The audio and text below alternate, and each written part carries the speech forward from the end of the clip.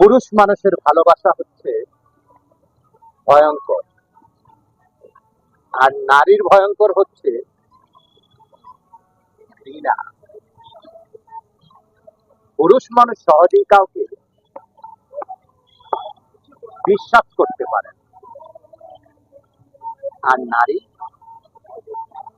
সহজেই কাউকে ঘৃণা করতে পারে।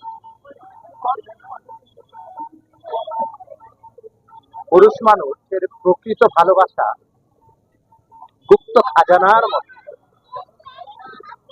যে নারী পায় সে ভাগ্যবতী, আর নারীর ভালোবাসা সামুদ্রিক ঝড়ের মতো, যা সহজে আসে না, কিন্তু যখন আসে পুরো কায়না সব লন্ডভন্ড করে দেয়।